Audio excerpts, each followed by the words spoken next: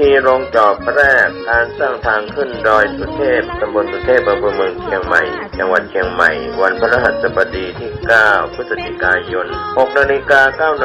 ศรัทธาประชาชนพร้อมกันณลานอนุสาวรีย์ครูบาเจ้าศรีวิชัย 6:19 น.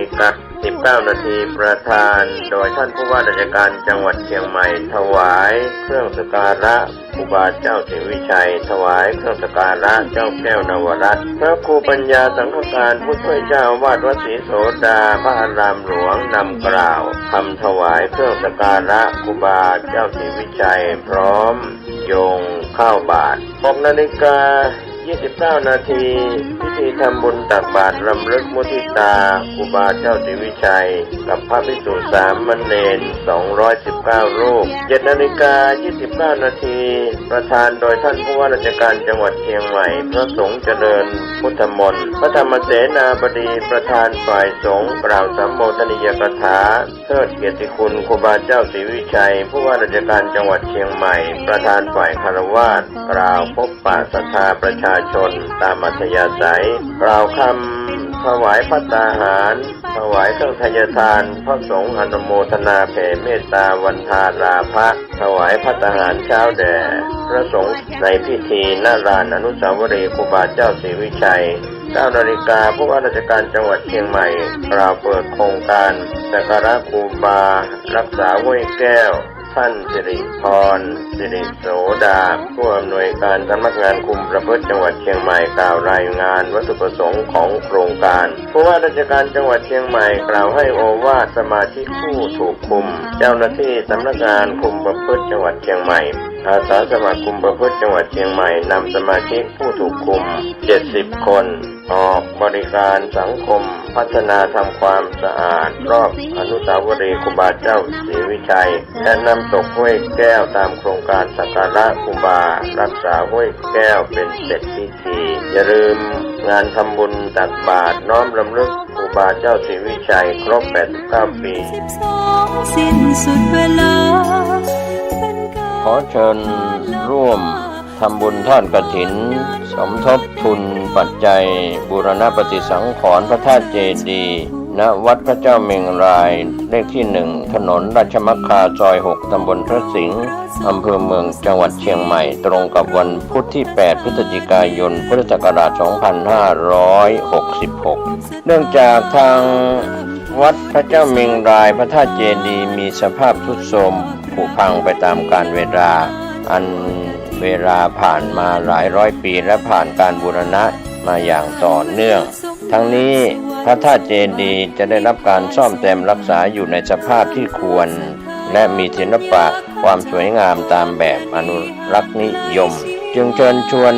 พุทธศาสนิกชนร่วมทำบุญบูรณปฏิสังขรณ์พระธาตุเจดีย์ตามกำลังแห่งศรัทธาเพื่อสืบทอดอายุพระพุทธศาสนาก็มีกำหนดการทำบุญทอดกฐินตรงกับวันพุธที่ 8 พฤศจิกายน พุทธศักราช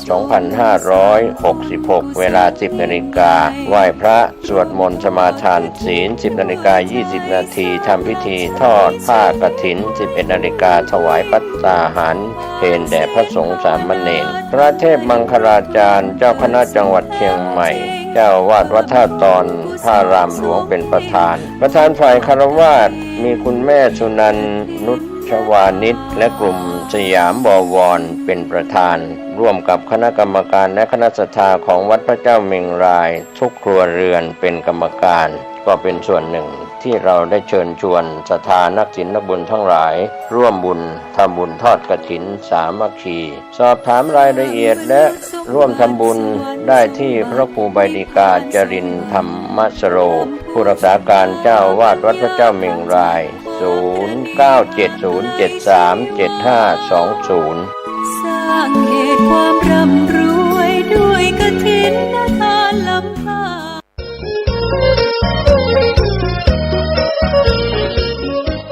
การทำบุญตักบาตรน้อมมุทิตารำลึกครูบาเจ้าศรีวิชัยครบรอบ 89 ปี พิธีลงจอบแรกการสร้างทางขึ้นดอยสุเทพตำบลสุเทพอำเภอเมืองเชียงใหม่จังหวัดเชียงใหม่วันพฤหัสบดีที่ 9 พฤศจิกายน 6:09 น.ศรัทธาประชาชนพร้อมกันณลานอนุสาวรีย์ครูบาเจ้าศรีวิชัย 6:19 น.ประธานโดยท่านผู้ว่าราชการจังหวัดเชียงใหม่ถวายเครื่องสักการะครูบาเจ้าศรีวิชัยถวายเครื่องสักการะเจ้าแก้วนวรัตน์พระครูปัญญาสังฆการผู้ช่วยเจ้าอาวาสวัดศรีโสดาพระอารามหลวงนำกล่าวคำถวายเครื่องสักการะครูบาเจ้าศรีวิชัยพร้อมโยงเข้าบาตร 6:29 น.พิธีทำบุญตักบาตรรำลึกมุทิตาครูบาเจ้าศรีวิชัยกับพระภิกษุสามเณร219 รูป 7:29 น.ประธานโดยท่านผู้ว่าราชการจังหวัดเชียงใหม่พระสงฆ์เจริญพุทธมนต์พระธรรมเสนาบดีประธานฝ่ายสงฆ์กล่าวสัมโมทนียกถาเทิดเกียรติคุณครูบาเจ้าศรีวิชัยผู้ว่าราชการจังหวัดเชียงใหม่ประธานฝ่ายคฤหัสถ์กล่าวพบปะศรัทธาประชาชนตามอัธยาศัยกล่าวคำถวายภัตตาหารถวายเครื่องทายทานพระสงฆ์อนุโมทนาแผ่เมตตาวันทาราภะถวายภัตตาหารเช้าแด่พระสงฆ์ในพิธีณลานอนุสาวรีย์ครูบาเจ้าศรีวิชัย 9 นาฬิกาผู้ว่าราชการจังหวัดเชียงใหม่กล่าวเปิดโครงการสักการะครูบารักษาห้วยแก้วท่านสิริพรสิริโสดาผู้อำนวยการสำนักงานคุมประพฤติจังหวัดเชียงใหม่กล่าวรายงานวัตถุประสงค์ของโครงการผู้ว่าราชการจังหวัดเชียงใหม่กล่าวให้โอวาทสมาชิกผู้ถูกคุมเจ้าหน้าที่สำนักงานคุมประพฤติจังหวัดเชียงใหม่อาสาสมัครคุมประพฤติจังหวัดเชียงใหม่นำสมาชิกผู้ถูกคุม70 คนออกบริการสังคมพัฒนาทำความสะอาดรอบอนุสาวรีย์ครูบาเจ้าศรีวิชัยและนำศพห้วยแก้วตามโครงการสักการะครูบารักษาห้วยแก้วเป็นเสร็จพิธีอย่าลืมงานทำบุญตักบาตรน้อมรำลึกครูบาเจ้าศรีวิชัยครบ 89 ปีที่ลงจอบแรกสร้างทางขึ้นดอยสุเทพอำเภอเมืองเชียงใหม่จังหวัดเชียงใหม่พฤหัสบดีที่ 9 พฤศจิกายนช่วงเช้า 6 นาฬิกาเป็นต้นไปเชิญท่านร่วมงานนี้โดยพร้อมเพรียงกันขึ้นไปถึงจะได้ถึงจะปักเตาไฟขึ้นไปง่ายง่ายท่านกำลังติดตามรับฟังสถานีวิทยุกระจายเสียงพระพุทธศาสนาแห่งชาติและสังคมคลื่นเพื่อการศึกษาพระพุทธศาสนาและวัฒนธรรมระบบ FM 104.5 เมกะเฮิรตซ์รายการต่อไปเป็นรายการคดีโลกคดีธรรมที่ชื่อว่าวิทยุพุทธศาสนาทั่วไทยแอปพลิเคชันนี้รวบรวมสถานีวิทยุพระพุทธศาสนาแห่งชาติไว้ด้วยกันมากถึง45 สถานีหลายสถานีออนแอร์ออกอากาศตลอด24 ชั่วโมง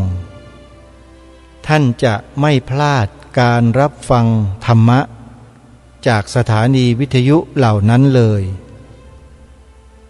แอปพลิเคชันวิทยุพุทธศาสนาทั่วไทยนี้สามารถใช้โทรศัพท์มือถือระบบ Android ดาวน์โหลดได้ระบบอื่นดาวน์โหลดไม่ได้ใครที่มีโทรศัพท์มือถือหรือ iPad ยี่ห้อ iPhone ไม่สามารถดาวน์โหลดได้ดาวน์โหลดได้เฉพาะระบบ Android เท่านั้นสาธุชนผู้ฟังทุกท่านเรากำลังสดับรับฟังการกล่าวถึงการเรียนการสอนพระปริยัติศาสตร์ของประเทศศรีลังกาโดยท่านพระยานาโลกเถระผู้เป็นครูสอนอยู่ที่ประเทศศรีลังกาท่านกำลังปรารภ ให้แก่พวกเราที่สนใจได้ทราบถึงการเรียนการสอนที่มีประสิทธิภาพและมีคุณภาพของประเทศศรีลังกาท่านบอกว่าต้องเป็นการเรียนการสอนในเชิงลึกที่ทางวัดจัดเล่าเรียนสอนกันอยู่เท่านั้นแต่ถ้าไม่ใช่ทางวัดจัดการศึกษาท่านบอกว่าไม่ใช่ปริยัติไม่ว่าจะเป็นปริญญาตรีปริญญาโทปริญญาเอกหรือแม้แต่กระทั่งพระอภิธรรมมหาบัณฑิตท่านว่าอย่างนั้นอันนี้ผู้เป็นล่ามคืออาจารย์ดร.ประชาแสงทองสุขได้แปลมาเช่นนั้นท่านบอกว่าแม้แต่อภิธรรมบัณฑิตก็ไม่ใช่ปริยัติศาสตร์ข้อนี้น่าคิดนะ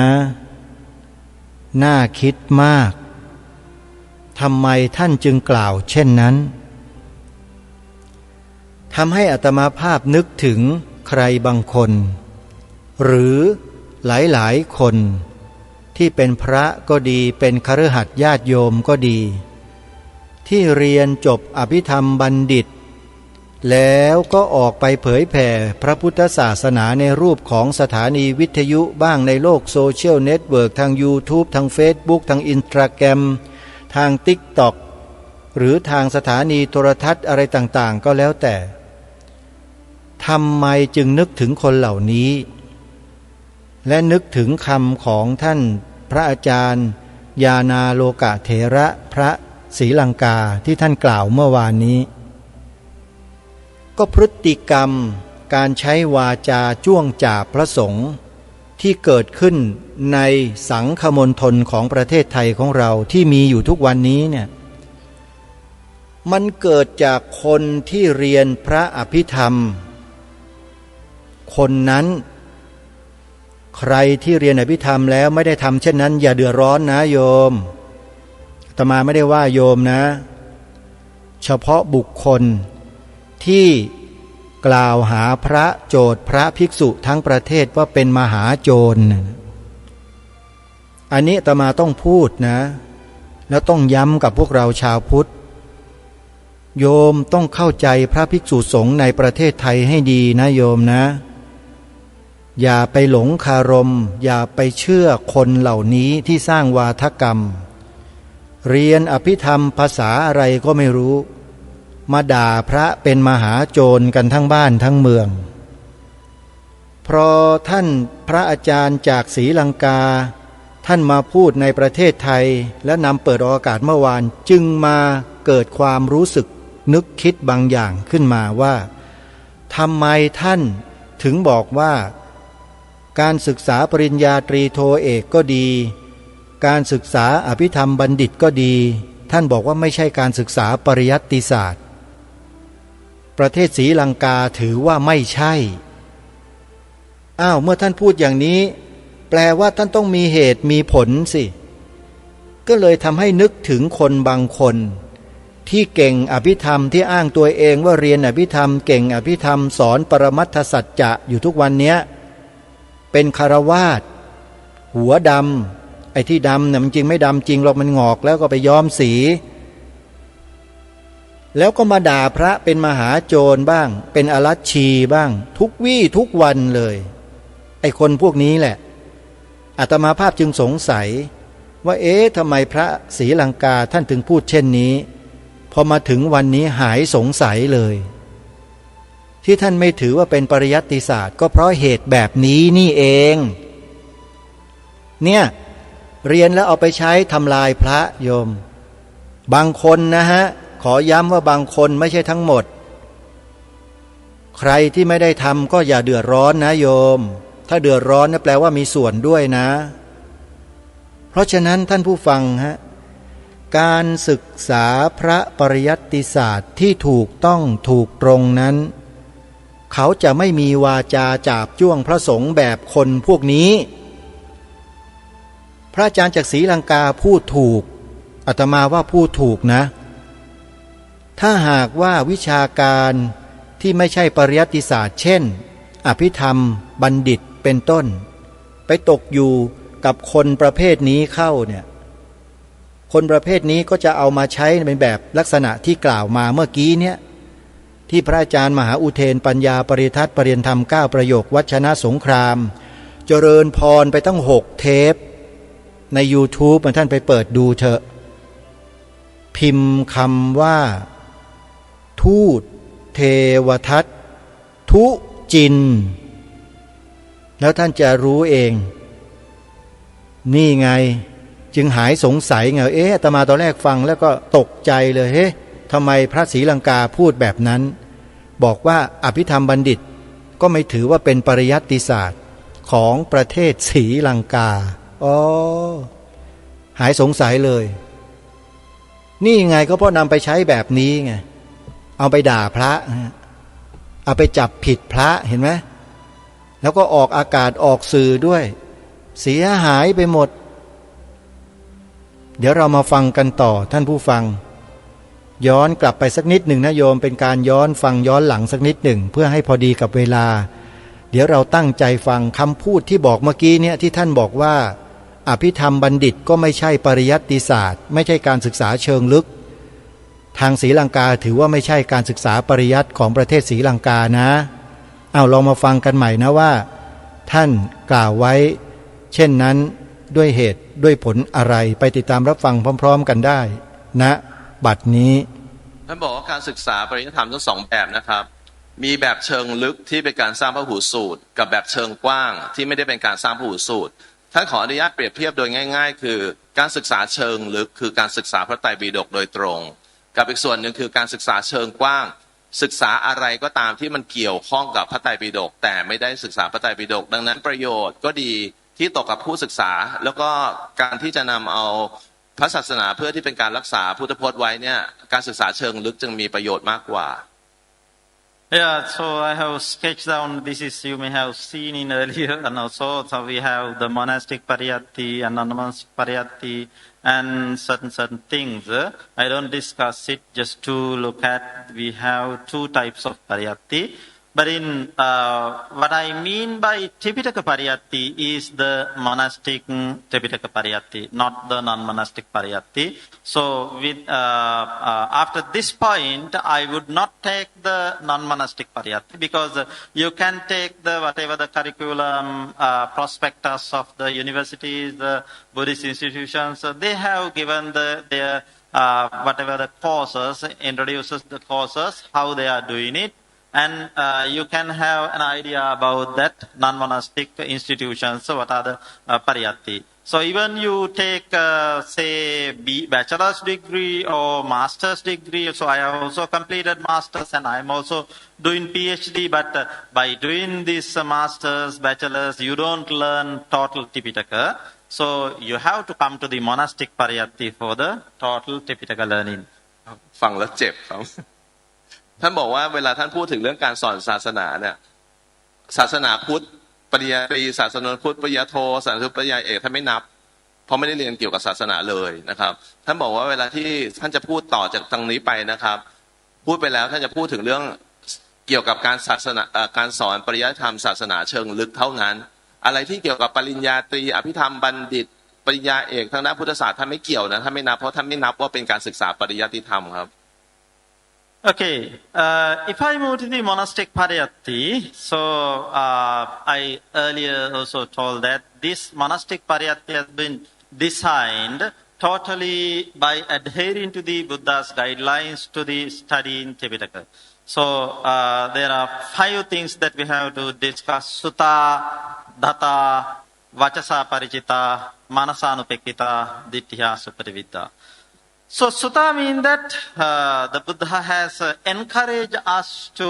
learn Tripitaka, learn the doctrine by hearing. So having heard, you have to learn something. And data means that keep in mind, having memorized, then you have to learn something. And vachasa parichita means that what is called practicing orally by reciting. So the recitation and this practicing orally is also a part of our traditional Tipitaka Pariyatti, traditional learning. And Manasanupekkhita is that considering very carefully by the mind. So with your mind, you have to consider very carefully whatever the parts that you are learning in this Tripitaka part by part.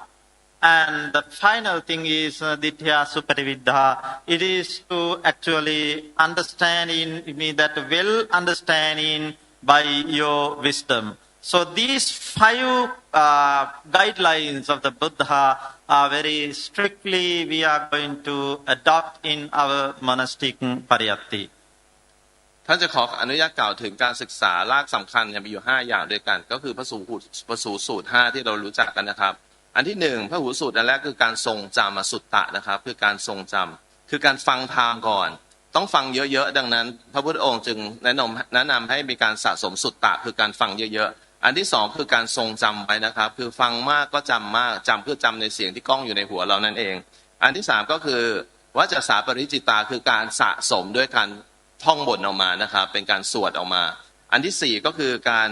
ทำให้ขึ้นใจมนสาปริจิตานะครับคือการทำให้ขึ้นใจทำเอาธรรมเหล่านั้นน่ะให้เข้าไปอยู่ในใจเป็นปฏิภาคนิมิตให้ได้นะครับอันสุดท้ายก็คือการแทงตลอดทิฏฐิยาสุปฏิวิทาคือการทำให้เกิดกา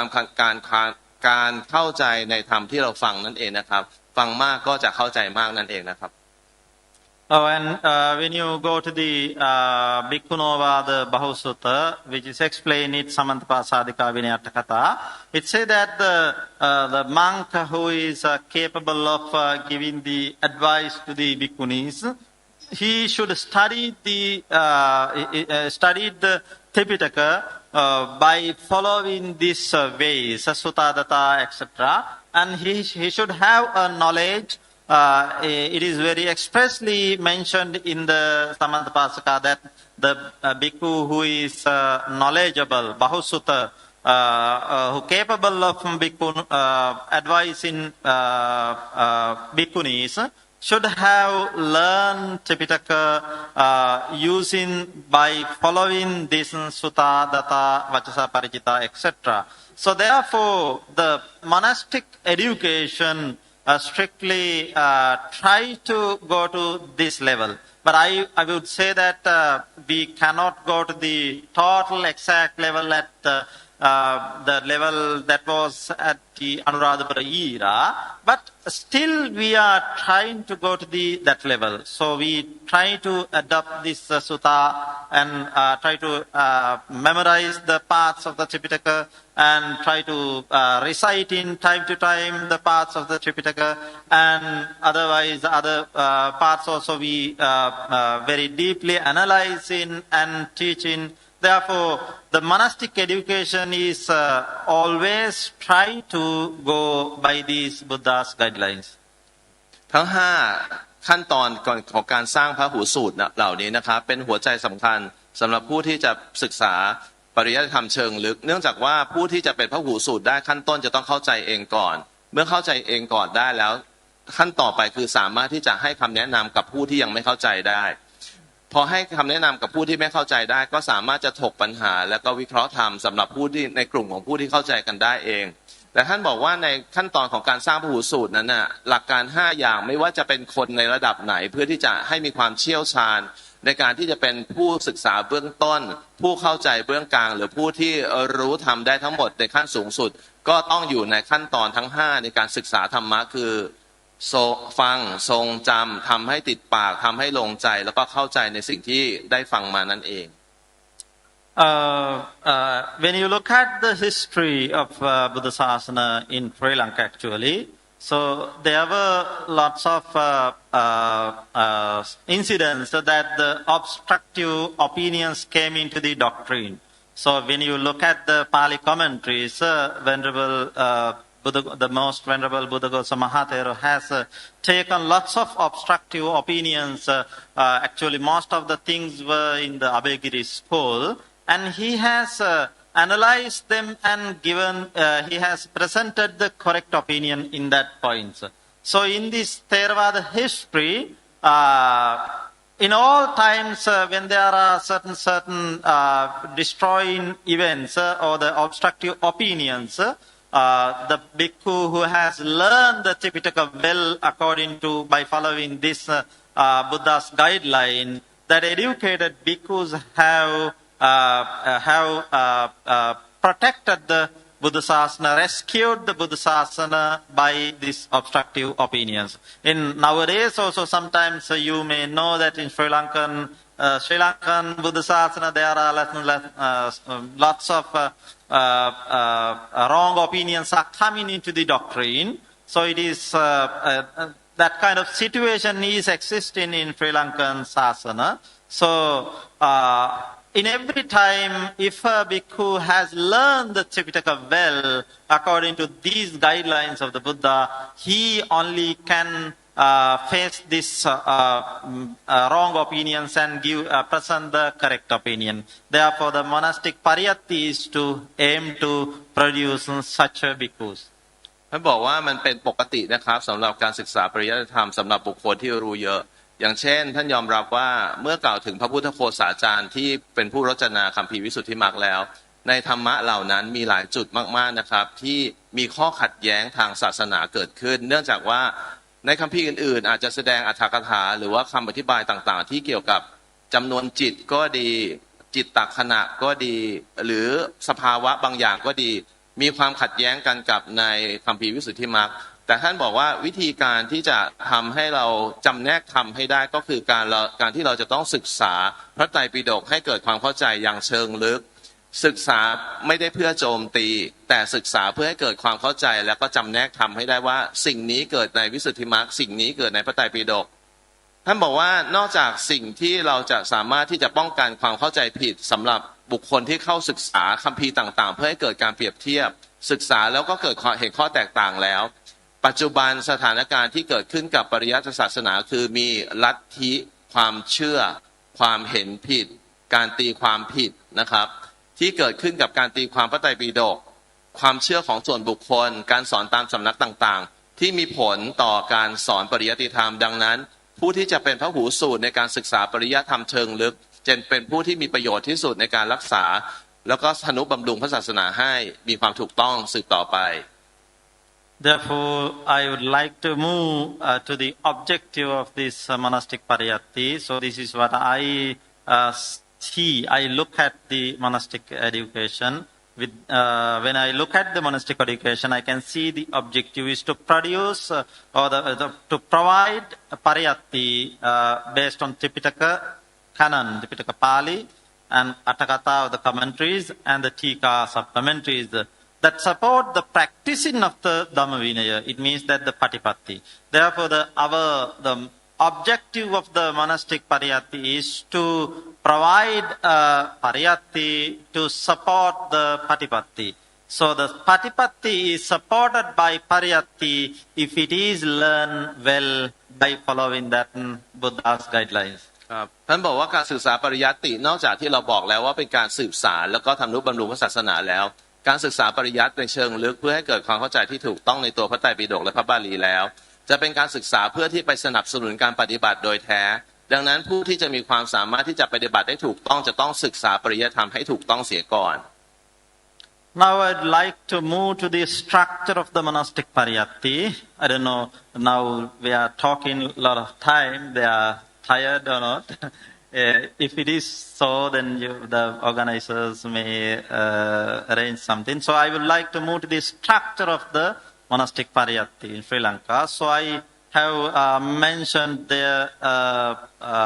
stanza which is in, if I correct, it is in Rupasiddhi Tika, called Sambandho cha padancheva padatho padavigaho chodana pariharo cha chabidha suttavanana. So it is, I name it as the 6 ways of interpreting. So when we learn in Tripitaka canon and Atthakatha and everything, if I say the doctrine, when we learn the doctrine of the Buddha, so we have to learn by following these 6 ways of interpreting. Sambandho cha padancheva padatto padavigaho Chodana Pariharocha Chabidha Sutta Vanana. This stanza is in Rupasiddhi Tika, but if you look at the Digha Nikaya Tika, in Digha Nikaya Tika also the sub-commentator starting this subcommentary to Brahmajala Sutta by expressing, by saying these 6 ways of interpreting. So we have to, when we are learning particular sutta or vinaya or whatever the thing, even the traditional grammar book, so we have to interpret that in 6 ways. Sambandho cha padancheva padatto padavigao chodana pariharo cha chabida sutta vanana. It has 6 components: sambandha, pada, padatta, padavigaha, chodana, parihara.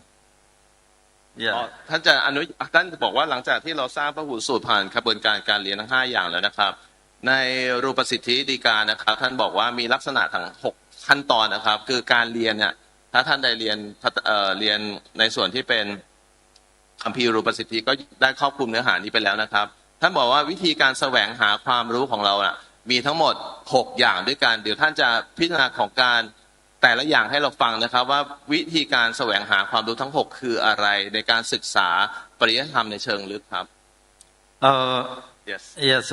Digha Nikaya Tika, it says that Chahi Akarehi Sanvanana Katabba Sambandhato Padato Padavibhagato Padattato Anuyogato Pariharato Chati. So Digha Nikaya Tika also say that these 6 ways of interpreting should be adopted in our education, the Tripitaka Pariyatti. So in the monastic Pariyatti, we have structured the monastic pariyatti with these 6 ways of interpreting. So then, so what is meaning of the sambandha? Sambandha means that, when you study the Tripitaka, whatever the sutta or whatever the part of the Tripitaka, so you have to discuss the connection of the discourse with the Buddha's teaching. So it is called sambandha. สิ่งแรกที่เราจะต้องรู้เราต้องเข้าใจในสิ่งที่พระพุทธเจ้ากำลังจะสอนอยู่ก็คือจะต้องมีการวิพากษ์วิจารณ์ไม่ใช่วิพากษ์วิจารณ์จะต้องเข้าไปศึกษาเพื่อให้เกิดการเรียนรู้ว่าพระพุทธเจ้าสอนอะไรบ้าง The Brahmajala Sutta Vanana, the Digha Nikaya Tika explained that the Atthakatha has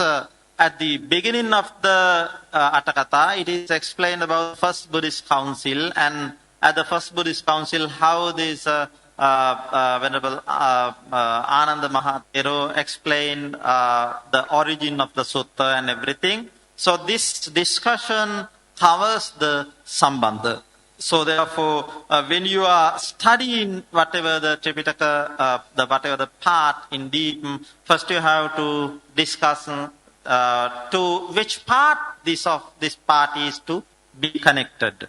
ท่านบอกว่าอย่างยกตัวอย่างของการที่จะเข้าไปรู้ว่าพระพุทธเจ้าสอนอะไรบ้างก็คือตัวอย่างที่มาจากการสังคายนาครั้งที่1ครั้งที่2คือมีการสวดของความทรงจำของพระอรหันต์ต่างๆที่เกิดขึ้นเมื่อเราสวดพร้อมกันแล้วเราจะทราบว่าสิ่งที่พระพุทธเจ้าทรงสอนในหมู่ของพระสงฆ์ที่เป็นอริยเจ้านั้นน่ะสอนอย่างไรถ้าสอนตรงกันอย่างไรก็หยิบเอาส่วนที่ตรงกันนั่นแหละมาเป็นแนวทางในการศึกษาปริยัติธรรมแล้วเราก็มาจัดหมวดหมู่ของธรรมที่เกิดขึ้นนะครับธรรมแรกก็คืออย่างที่ท่านกำลังจะแจ้งต่อไป After discussing the sambandha, thereafter we have to discuss the pada. So it means that in the particular part that we are going to study, we have to identify separate whatever the words and analyze the words. So first of all, we have to identify the words and separate them. By separating them, we can identify whether is it a noun, whether is it a verb, or else sometimes indeclinable, nipata. Likewise, we have to identify the words. It is called pada. อันแรกที่เราทราบแล้วเราต้องรู้สิ่งที่เรียนใน2คือการวิเคราะห์สิ่งที่เรียนคือการแยกออกมานั่นเองนะครับแยกก็คือแยกในตัวภาษานั่นเองว่าในภาษาต่างๆเนี่ยที่เกิดขึ้นอย่างเช่นพระวินัยะเนี่ยมาจากคำว่าอะไร เพื่อที่จะไปรู้ว่าสิ่งที่พุทธองค์ทรงพูดถึงคำว่านิยะมันคืออะไรกัน ดังนั้นเมื่อเรารู้แล้วเราต้องวิเคราะห์ลงไปได้ว่าสิ่งที่พูดถึงคำว่าวินัยหรือว่าพูดถึงในธรรมะที่พระพุทธเจ้าพูดเนี่ยคืออะไรเพราะฉะนั้นสิ่งแรกคือรู้สิ่งที่สองคือวิเคราะห์นั่นเองนะครับคือเอามาแยกSo next one is Padatha, but according to the Diganikaya Tika, I would like to take the Padavigaha into this part. So first, if I take the Padavigaha means to analyze the words. So when you take a particular verb, then we can analyze it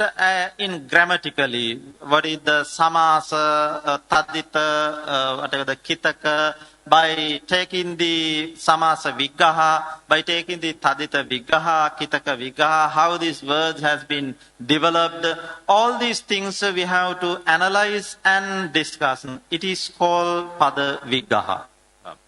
ขั้นแรกเราทราบแล้วว่าเขาคืออะไรคือเราทราบแล้วสิกขาคืออะไร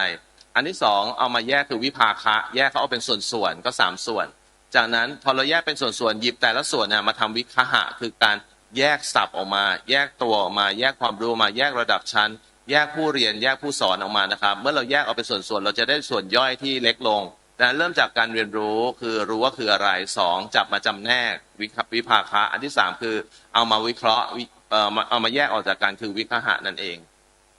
And next, if I take the padattha means that the meaning or the interpretation of the selected words. When we take words in the Pali Canon, each word may have lots of meanings, not only one meaning. So we have to take the all possible meaning to that particular word. And by discussing all possible meanings, we have to select what is the suitable interpretation, suitable meaning to this context. And with that, we have to build up the interpretation which was expected by the Buddha at that time. Sometimes when we take some words, the meaning of the words may not be the correct interpretation to the context. So the context we can understand by considering the all possible meanings and taking the context and what is the suitable meaning to that place. Therefore, in the padattha mean that considering all possible meanings and selecting what is the suitable meaning. หลังจากที่เราเรียนรู้แล้วแยกออกเป็นส่วนๆแล้วจากนั้นก็วิภาคะแล้วก็มาวิจยะก็วิคหะคือแยกออกเป็นส่วนๆแล้วเราจะต้องไปทำวิจยะคือต้องไปเอาส่วนต่างๆที่เราแยกออกมาได้เนี่ยเพื่อที่จะไปตีความว่าส่วนที่เรามาใช้โดยเฉพาะส่วนของรากศัพท์นะครับอย่างเช่นในกัจจยานะครับเราจะสามารถสื่อความหมายผ่านเสียงเนี่ยครับอัตโธอัครสัญญาโตนั่นแหละครับคือเราจะต้องสื่อความหมายได้ผ่านเสียงเราจะต้องมีการวิจัยว่าเสียงในภาษาบาลีที่ปรากฏขึ้นคืออะไร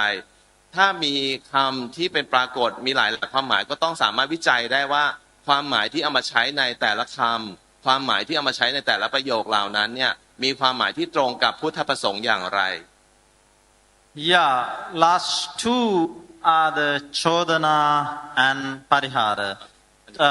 Diganikaya Tika takes these two as the Aniyoga and Parihara. Aniyoga means Chodana, Parihara is the same one. The Chodana is that whatever the questions that you can ask from that part. When we discuss a particular part of the canon, with that part, there may be certain questions to ask to the teacher. Teacher may have to ask some questions to the students, and at the same time, the students may have to ask the questions from the teachers. So, by considering the questions, now when we teach, sometimes the audience may not ask the questions, because sometimes the audience may not have understood that correctly. But if he have understood, they may have the questions and they will ask it from the teacher. And if the audience did not ask the questions, the teacher may have some questions to ask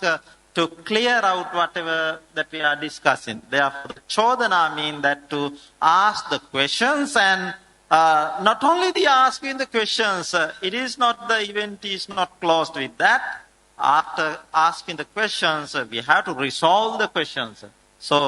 if the teacher himself asks a question from the audience, then he shouldn't give the answers and resolve the questions. Or otherwise, if the audience asks the questions from the teacher, then teacher has to resolve that questions. So this Chodana Parihara means that questions and answering method. The last 30 minutes of this session is to question and answering method. พอเราสามารถที่จะวิเคราะห์แล้วว่าในตัวอย่างไรนะครับแล้วเราก็วิจัยมาความเหมาะสมของการใช้คำต่างๆหรือการใช้บริบทต่างๆในคำต่างๆนั้นมีลักษณะอย่างไรแล้วยังสามารถจะทำให้เกิดโชตนานะครับทิฏฐโชตนาคือมีการถามตอบกันหรือสิ่งที่เราเรียกว่าวิจารณ์นั่นเองนะครับนักศึกษามีโอกาสถามเพื่อวิจารณ์ในคำถามผู้ที่เป็นผู้สอนสามารถจะวิจารณ์ในคำถามเพื่อที่จะทดสอบความรู้ของนักศึกษาดังนั้นขั้นตอนต่อไปที่เราจำเป็นจะต้องเกิดขึ้นในการศึกษาปริยัติธรรมเชิงลึกคือเมื่อเราสามารถที่จะเรียนไวยากรณ์บาลีแล้วเราสามารถจะวิเคราะห์ได้ว่าศัพท์ทางบาลีอย่างนั้นเป็นอย่างไรแล้วเราก็ต้องมาหาคำที่เหมาะสมที่สุดของการแปลในบาลีเหล่านั้นจากนั้นก็มีการเลือกเฟ้นคำที่เหมาะสมที่สุดแล้วก็เมื่อนำมาใช้เราต้องถามว่าทำไมถึงใช้คำนี้เรียกว่าโชตนาที่ท่านพูดถึงนะครับ Last of the six, right? Last of Chodana Parihara. These two are the... Yeah, the other two. Yes, go ahead. Yes. So with that, our monastic pariyatti is to cover up these 6 ways of interpretation. So this kind of learning should have a grammatical learning. Therefore, for our bhikkhus in our monasteries, traditional grammar part is covered, and at the same time, after actually with the starting of the beginning, some Pali, and we cover up the traditional grammar. Simultaneously, we take the Tripitaka and Tripitaka Pali and Atthakatha. So we'll cover up the Tripitaka, Pali, and Atthakatha as well. Therefore, in order to by taking these 6 ways of interpretation, we in the monasteries we cover traditional grammar part and the learning Tripitaka in depth part. ท่านบอกว่ากระบวนการที่เกิดขึ้นทั้ง6ขั้นตอนเนี่ยเขาไม่ได้เกิดขึ้นเป็นขั้นตอนเนื่องจากว่าในกระบวนการเรียนรู้ของเราเนี่ยเวลาเกิดขั้นตอนมันเกิด6ในคราวเดียวกันนะครับเมื่อมีการศึกษาการเรียนรู้กระบวนการทั้ง6เนี่ยจะเกิดขึ้นแบบนี้ไม่ว่าจะเป็นการศึกษาพระไตรปิฎกโดยแท้หรือเป็นการศึกษาอัตถคาถาคัมภีร์บริวารหรือคัมภีร์พิเศษต่างๆ So if I take this in order to take this grammatical part, so we go for a break. Then the next session will be recession for นานแค่ไหนครับพระอาจารย์หยุดพักนานแค่ไหนครับ15 นาทีเบรก15 นาทีครับ We are going to have the recession for 15 minutes and then we go further on the second part of the presentation. Thank you.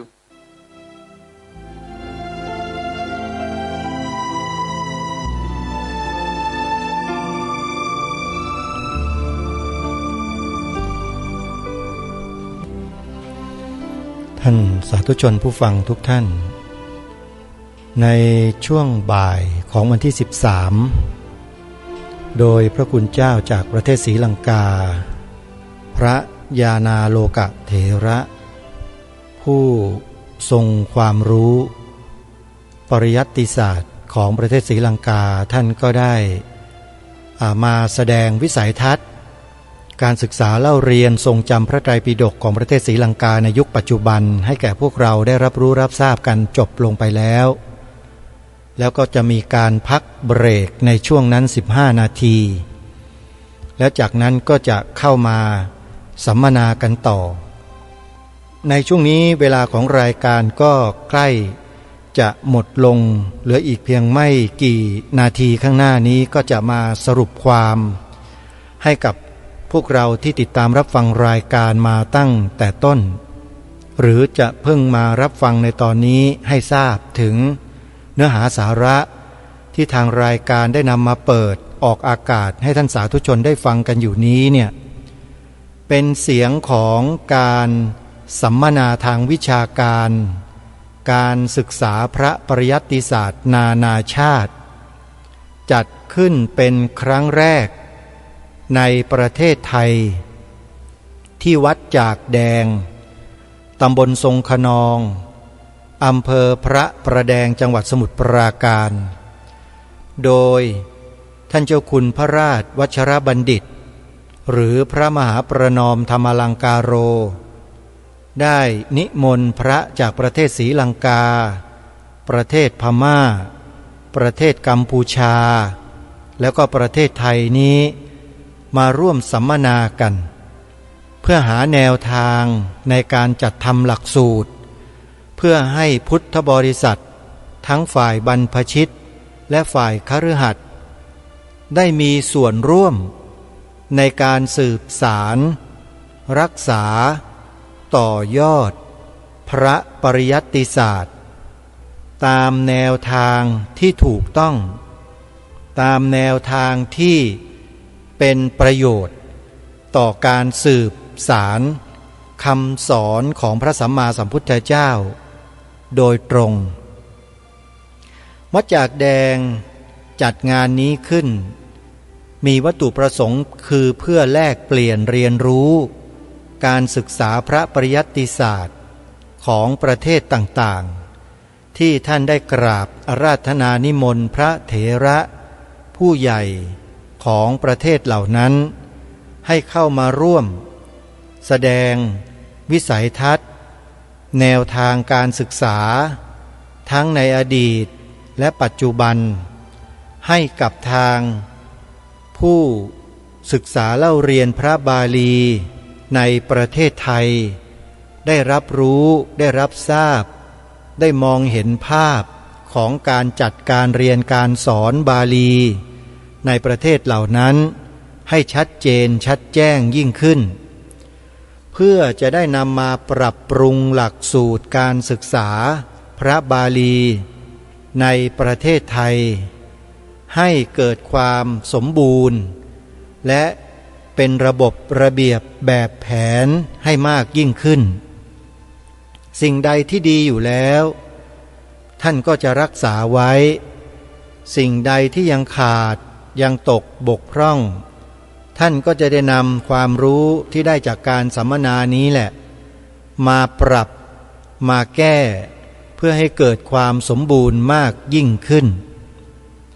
เพราะฉะนั้นนับได้ว่าวัดจากแดงเป็นผู้นำในการจัดทำหลักสูตรการศึกษาพระปริยัติศาสตร์ในประเทศไทยที่มีการนำคณาจารย์จาก3 ประเทศมาร่วมสัมมนากันในครั้งนี้เพื่อจะนำความรู้จากการสัมมนานี้มาปรับแก้ปรับปรุงหลักสูตรเพื่อให้เหมาะสมกับสถานการณ์ในยุคปัจจุบันเพื่อให้พระสงฆ์สามเณรอุบาสกอุบาสิกาที่สนใจในการศึกษาเล่าเรียนพระบาลีได้ศึกษาจากหลักสูตรที่มีการพัฒนาแล้วก็ให้ง่ายมากยิ่งขึ้นเพราะฉะนั้นการจัดงานครั้งนี้จึงมีประโยชน์อย่างมหาศาลตามที่ทางรายการได้สรุปความเมื่อวานนี้ประโยชน์ที่ทางรายการนำมาเผยแพร่ไม่ใช่หมายถึงตัวเงินไม่ได้หมายถึงคำยกย่องชมเชยไม่ได้หมายถึงยศบรรดาศักดิ์หรือตำแหน่งหน้าที่การงานคำชมไม่ใช่แต่สิ่งนั้นก็คือบุญกุศลเมื่อเรามีความตั้งใจมีความเต็มใจแล้วเราก็ทำหน้าที่อย่างเต็มที่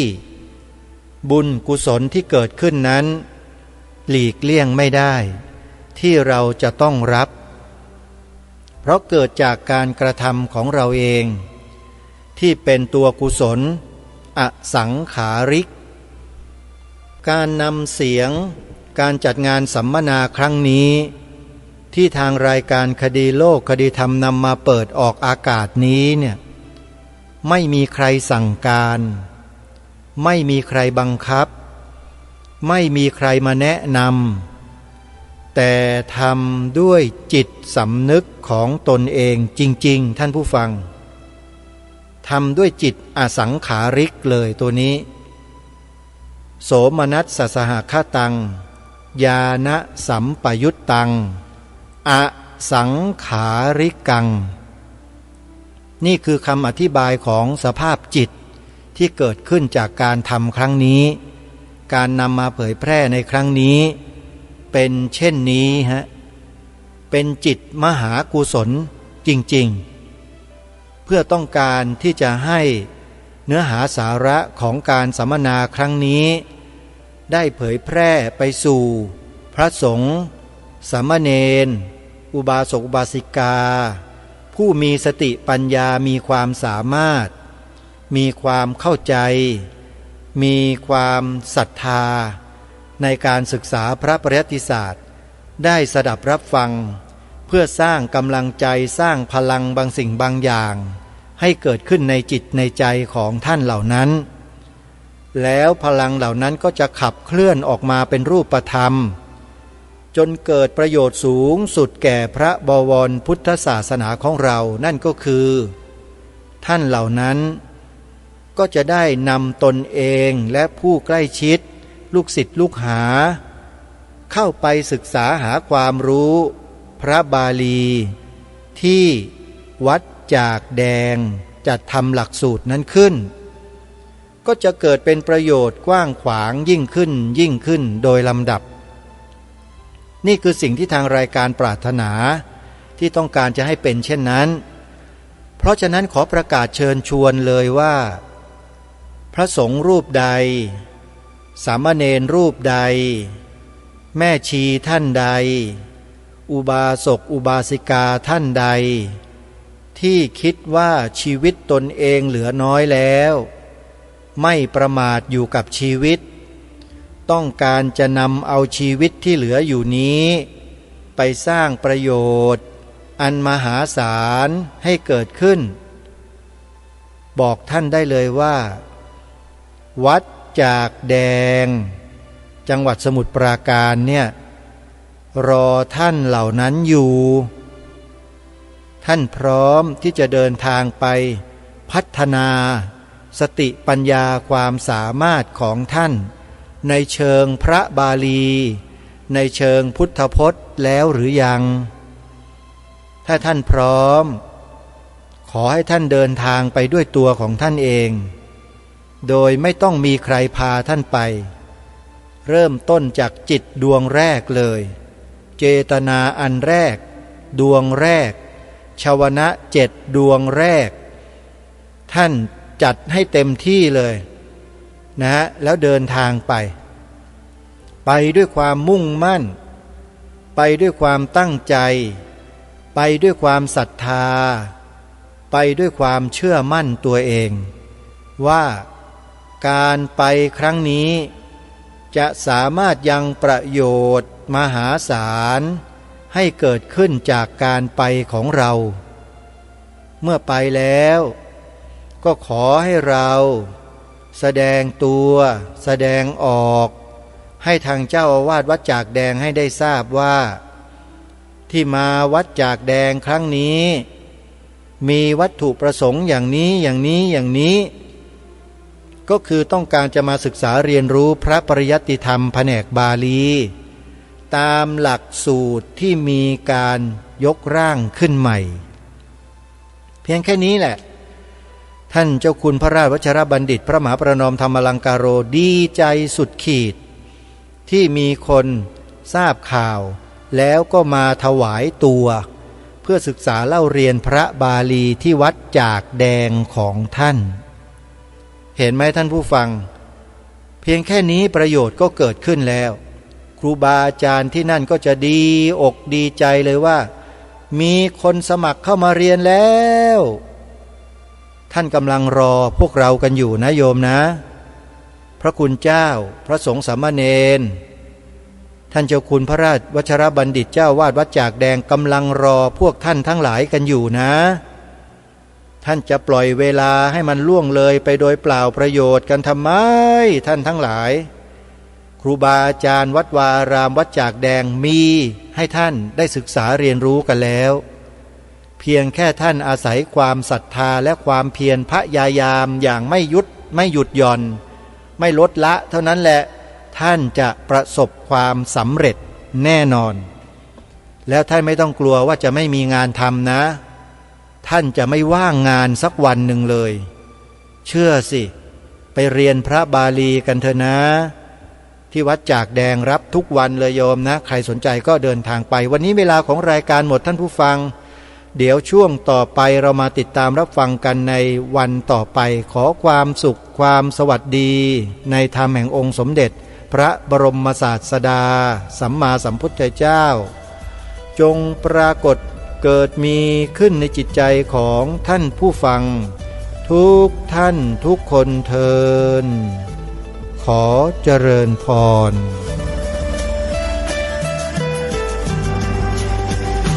กล้าคิดก็ต้องกล้าทำอย่ากลัวถ้าทำความดีเป็นศึกษาปัญหาให้ทันท่วงทีเมืองไทยจะพัฒนากว่านี้รายการดีคดีโลกคดีธรรมขอรำพัน